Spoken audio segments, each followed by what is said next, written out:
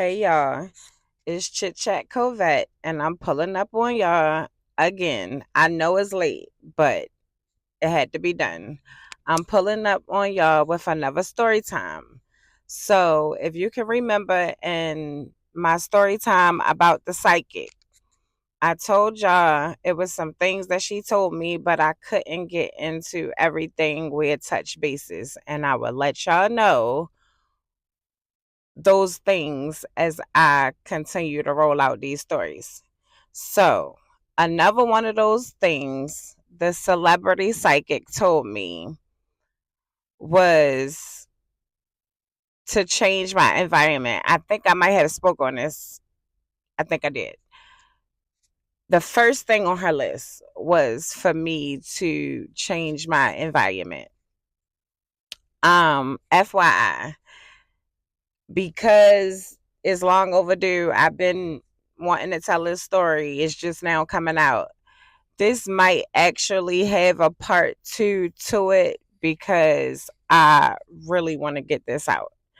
So she said, first thing on the list was the change of environment. And of course, I knew, and she didn't know that I had got robbed. So that's what this story time will be about.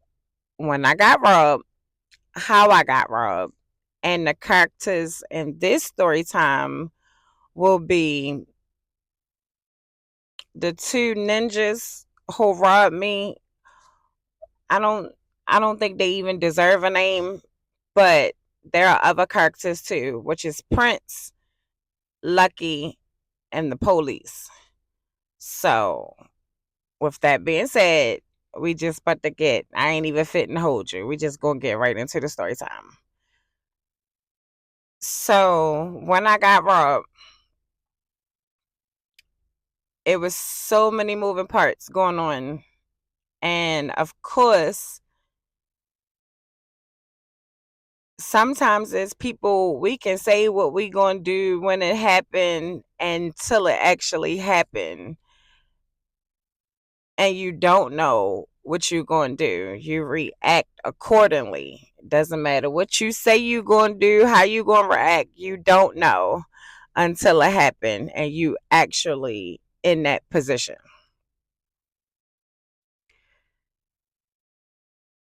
On this in particular night, it's still things playing around in the background, which I have not brought to the surface yet, but we'll get into those things at a later date. But just to catch you up.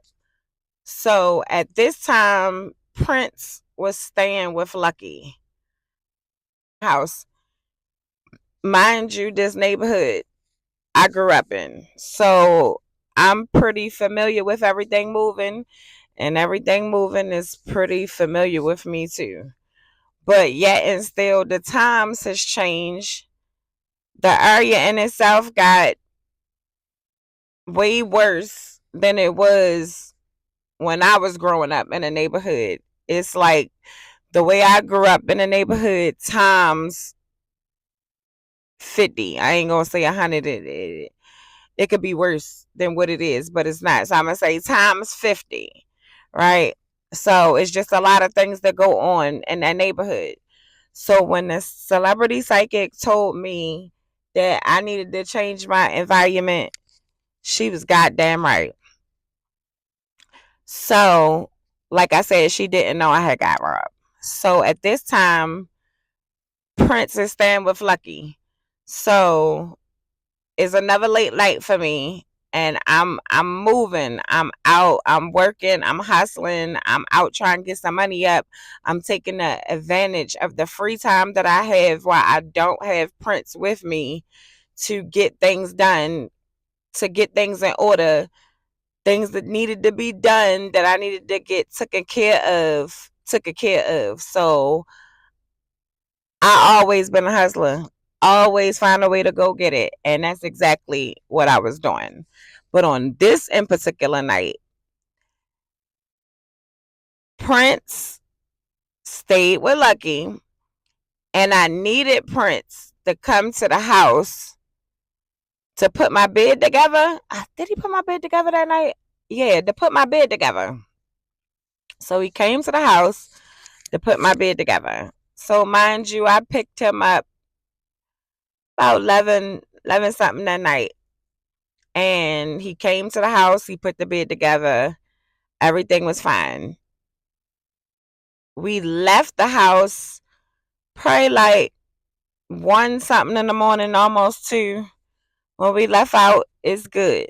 And where I lived at, it's like my street was on a hill. So it was a one way coming down the hill. So in order to leave and get out the main street, you had to make a right or you had to make a left. And it was always second nature for me to, when I pull off my block, to make a right. So we made the right. We went all the way around through the other blocks to get onto the main road. And mind you, I got Prince with me. I'm taking Prince back to Lucky House. So when we hit that main road, we came through the blocks and everything. When we hit that main road, Prince said something to me. He said, "Ma, it is quiet out here. Ain't nobody out here." And I had told Prince, this is the time where things happen. Be mindful and be leery of your surroundings. Like, you know, this your neighborhood. You know somebody is always outside all the time. You're going to see somebody at the corner store, posted up in the parking lot at the store. You're going to peep somebody on the porch, somebody walking past. But this in particular night, when we left the house to take him back to Lucky House, it wasn't nobody outside. I'm thinking the same thing in my mind, but I'll never say nothing. He said, he's like, "Ma, it's so quiet out here." And I'm like, "You right. But be mindful of your surroundings, because when the block is too quiet, normally that's when something happened." So, took Prince back to Lucky House. We good. Love you. I'll see you later. I'll holler at you tomorrow. I'm going to get my ass back home. By the time I make it back home, it is now 2 something in the morning. And me not being leery of my surroundings, I'm just business as usual. I'm pulling up. My block is one of them type blocks where it's like 100 people that live in one household, and all 100 people got a car. And I lived in connecting houses, row homes. So everybody is not guaranteed a parking spot. Mind you, I pulled out of my parking spot when I left to go take Prince back, but there was not, my parking spot was gone when I got back.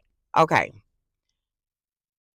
When I did find a parking spot, it was one of those parking spots where as though it was tight. So you had to like maneuver inside the parking spot. Like, you couldn't just pull right in or back right in. This is one of them parking spots where you gotta like work your way in. And that is something in today's date I will never do again. I learned my lesson from just that. If the parking spot is not big enough where as though I can get into it, I ain't getting into it. If I can't pull right out or pull right in and have room to maneuver, I can't do that. So, mind you, I am now pinched inside this parking, pinched inside the damn parking spot. Hear me? Remember, it's the wee hours of the morning, so it's about 2 something, probably close to 3 o'clock in the morning. And one thing about being outside late night, and you notice that ain't nobody else out there, you are left wide open to become a target. Okay? So be mindful and keep your head on the swivel. Because please don't think that it can't be you. Because it very much can be. Okay? So I do have to say again, or I ain't said it before, but I'm going to say it now. Shout out to them ninjas who robbed me. Shout out to y'all. Okay? Why? Because you could have killed me. Could have unalived me. And you didn't. So thank you for that. Back to the story. So now that I'm pinched inside this damn parking spot, I check my mirror because that's something I always do before I get out the car. And the car was still on. One more thing. Wait. One more thing that psychic told me was you have gifts that you ain't even tapped into yet. She said, I don't know if you know that, but she was feeling that I came with a gift. I know it the older that I get, I just don't know how to use it all the time. So, let me just say I feel things. So it's an energy. It's always energy for me. My energy gonna pick up on it. Even if I don't know it to be a fact, I can feel it. I might kind of identify with what it is that I'm feeling, but usually when it comes to the surface, I know that I felt it in that moment. So I felt it in that moment. Something said, check your mirrors. Just check your mirrors before you get out the car. I ain't even turned the car off yet. I'm checking the mirrors just to make sure. And what I see. So we live on that hill, right? And where I'm parked at, I'm parked like right underneath the light pole. So it's kind of like lit up around me. But the light poles is only certain spots on the block. One light pole don't light up the whole block. So they coming from the top. I can see two people walking down because they in the light. Something said keep watching. So I'm sitting there like this. And then they come down and now they coming closer into my light surrounding because I'm parked underneath the light pole. So it's lit up all around the car. When they came close enough into the light, I could see them, but I couldn't see them. So automatically, I don't know whether it was me getting hot or something was telling me you need to pull off. Just go. I'm still watching. I can't even move because I know something ain't right, but I'm frozen. I can't move. I can't move. It's like I'm hard headed and I don't listen. Sometimes I don't even listen to myself. That's another thing. But anyway, so mind you, I see two people, but I can't see them. I can see them, but I can't see them. What that means is they are covered up, and it's not hot. It's not cold outside, so you shouldn't be that covered up. I'm talking about the mask, the hoodie. I ain't even see no hand. So I'm like, I felt it. I already knew before it even happened. Like it, I was in a bad situation. So once they got all the way in the light, and I seen that they was covered like that, I already knew. I watched it happen. I watched it happen. So before I can react, it was already taking place. They split. So they walking, and once I finally seen that they was too covered up and I knew something wasn't right, they split. So one kept walking to the side of the driver's side, and one cut across the back, and one was at the driver's side. I mean the passenger side window. So now it's two people on the side of me, guns drawn. Mind you, the car is still running. I never cut the car off. Still running. Once I seen them two guns, and now I was in a position where as though I'm staring down the barrel of not one, but two guns.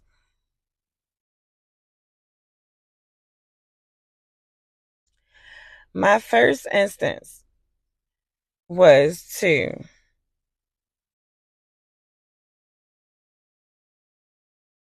put the guy in drive and try to,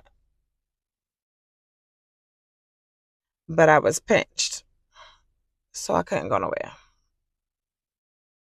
And when I did that, I knew I fucked up. Because I moved the car,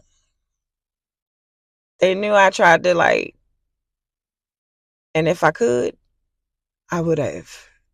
But I couldn't because I was stuck. So this ninja on this side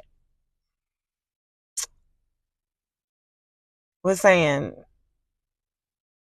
get the fuck out the car. Get the fuck out the car. Get the fuck out the car. I'm shaking my head like, and I do this.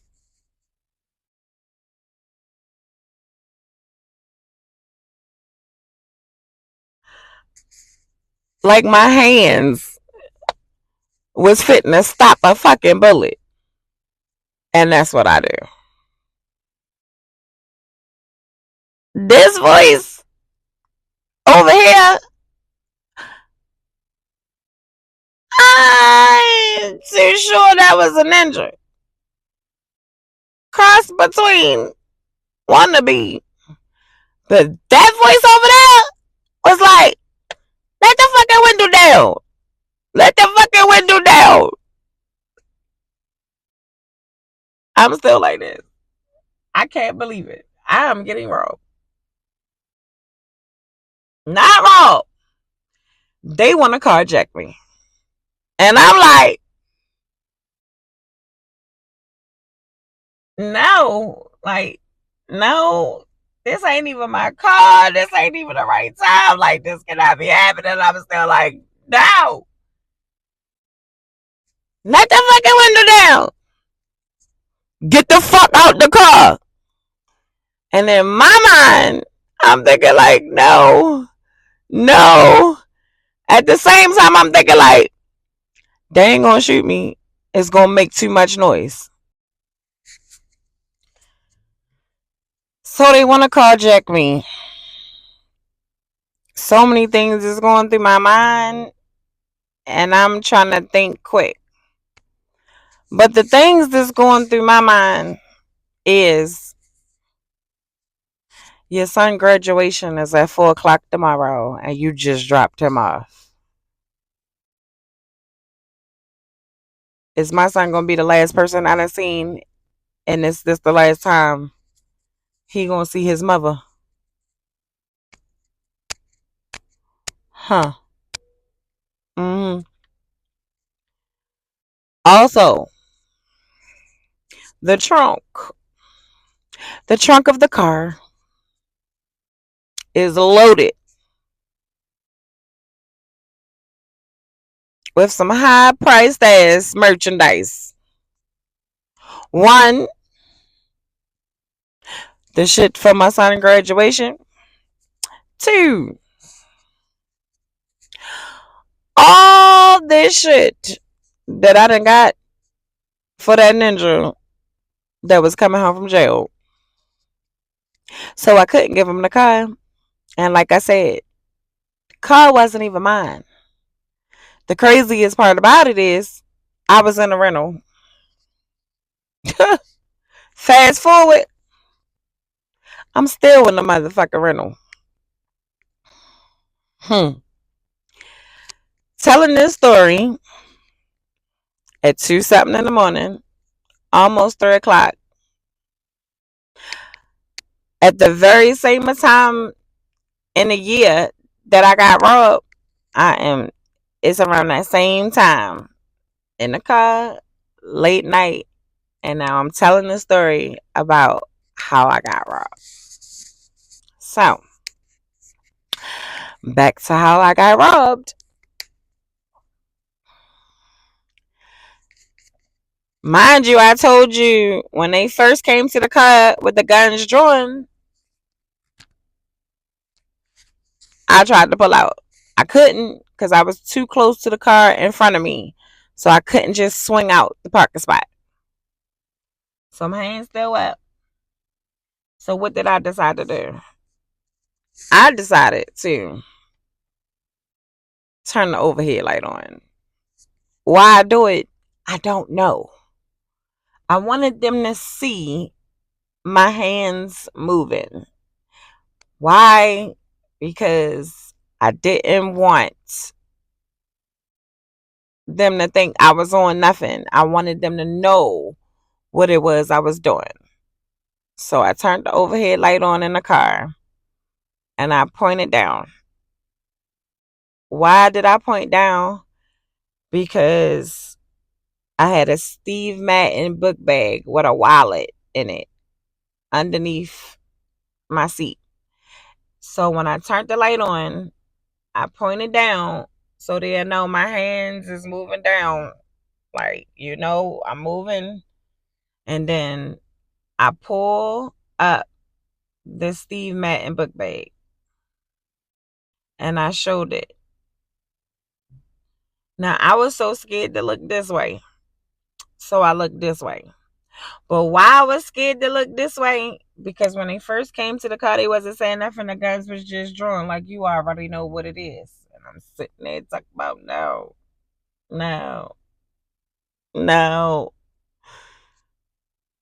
When I tried to move that car, this one, before before he started to say, get the fuck out the car, before he said that, he tapped that motherfucking window with that gun to let me know, bitch, I ain't playing with you. So I was scared to look over here. I didn't want to look at him. Cause I wasn't sure this was a real ninja. I looked over here. Plus, he or she was a little bit further away from me than this gun right here. Anyway,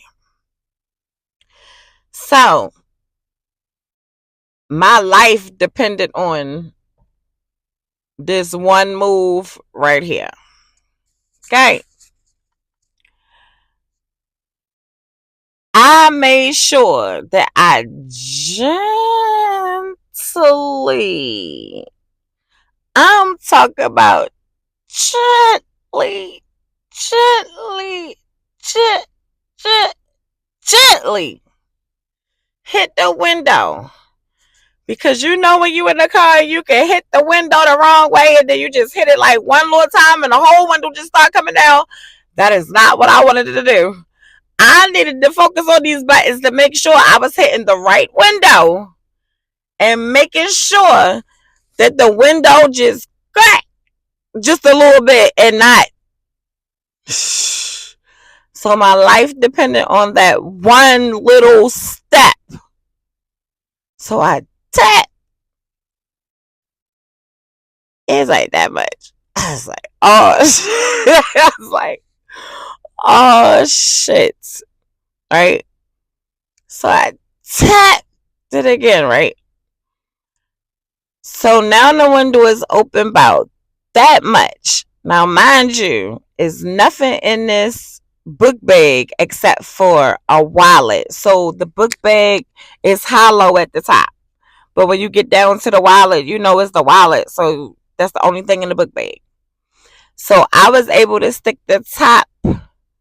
So this is happened. So I was able to stick the top of the book bag through the window so that he or she can grab it through the window. And that's exactly what she did. And then it got stuck because the wallet is in it. Like, I was not trying to let that window down no more than what it was.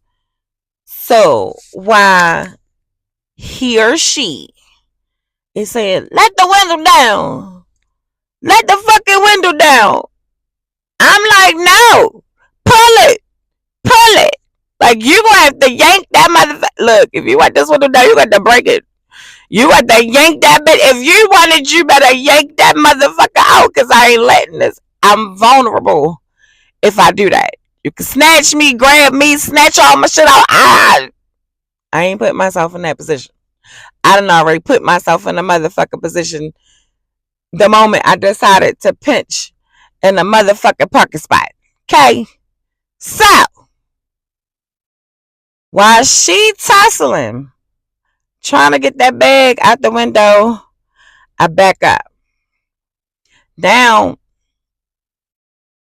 Once she snatched it and the bag came out, I heard that put that bitch in drive and pull right on out. Whew.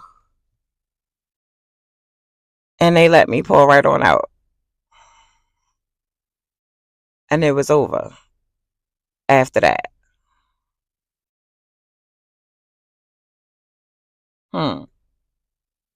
What y'all would have did in that situation?